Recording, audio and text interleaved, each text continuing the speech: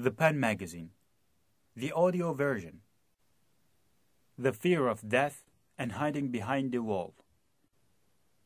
During a conversation in a working environment, when he was with his mother, I asked a question of a young man who is a student in a prestigious university and has read lots of books. "Do you love your mother?" He said, "Yes," without hesitation. I asked again, "Where is your mother gonna go when she dies?" He paused for a moment and thought. He couldn't answer. "What about your beloved ones, your family, your youth, your memories, your studies, your works?" I asked lots of questions one after another. He kept silent. And so I started talking on his behalf. "According to you, they will perish. They will be wiped out of existence. They will leave you without coming back, and it will not be possible to see them again.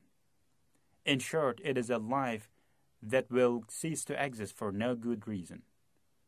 Now, if people filled with happiness and joy heard those words, would you see any kind of contentment on their faces? Of course not. Questions require answers. They cannot wait. Unanswered questions prey on people's minds like a worm, to the point where a question without an answer can become like a torture in life. Then I added some other questions. "What is the possibility of your mother's death?" "She could die any moment," he said. "When you see your mother, who may die any moment and depart from you, heading to the land of non-existence to cease to exist, how can you cherish in your life? How can you claim that you lead a good life and pass your days in happiness? How can you enjoy your meals? How can you enjoy life? How can you look at the beauties of life without weeping? Imagine that a doctor gives a family the bad news that their baby will die any moment, and its illness has no cure. Whenever they hold their child, instead of giving joy, it will cause them to shed bitter tears in the deepest part of their hearts." The young man remained silent. He was plunged into deep thought because he had not asked himself those questions till that day. He had not been able to ask. He had not been able to see the consequences of these thoughts.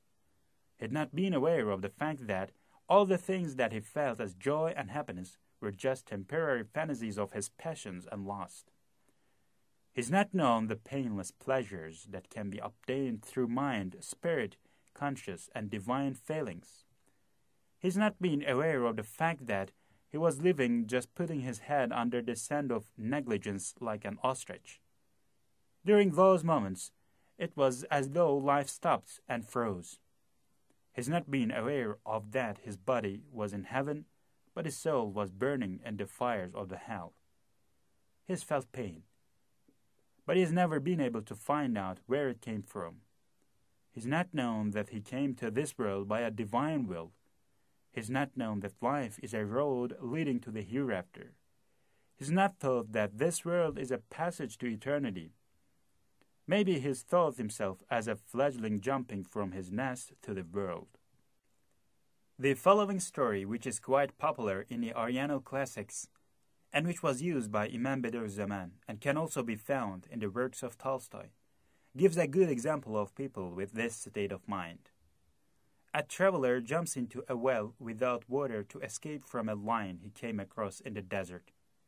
He sees a dragon at the bottom of the well. The dragon waits with its mouth open to eat the man. He cannot climb out of the well because there is danger of being torn apart by the lion. He cannot descend to the bottom of the well either because the dragon is watching him with his mouth open.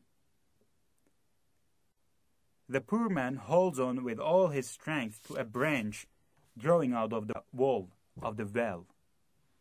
He knows that after a while he will start to lose his strength and fall into the hands of one of the two dangers.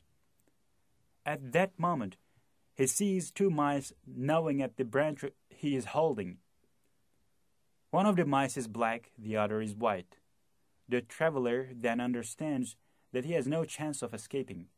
He looks around. He sees drops of honey on the leaves of the branch and some fruits. As if nothing is happening, he leans forward and starts licking the honey and picking the fruits. Indeed, this is not just a story. This is the complete reality. In the same way, people are escaping from a lion, which is the appointed hour of death, and holding the branch of life, not to fall into the mouth of a dragon, which is the grave. Day and night gnaw at the days of people's lives like mice. So the people try to suck a few drops of honey in life to find some sort of comfort. They act on the principle of carpe diem, seize the day.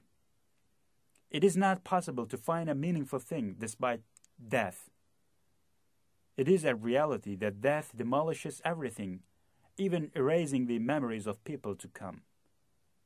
So how can you be happy in spite of death? Indeed, it is faith which gives a human the opportunity to truly live, because it is faith which gives the meaning of eternity to a mortal human. It is faith which teaches him the meaning of life, gives strength to his life, cherishes his goal and wishes, and becomes a source of hope. It is the faith in the hereafter. It is to know the end. It is to see the journey of life doesn't end with absolute non-existence. It is to know about eternity, which gives meaning to everything we do or which we are interested in. It is faith in the hereafter which keeps people's enthusiasm alive. If a person would like to lead a life worthy of a human being, he should have faith. A life without faith is not possible. It cannot bring a human being real happiness. The decision is whether to live a life which is an embellished lie, or to live with the Islamic faith which is perfect in every way. It is a matter of choice.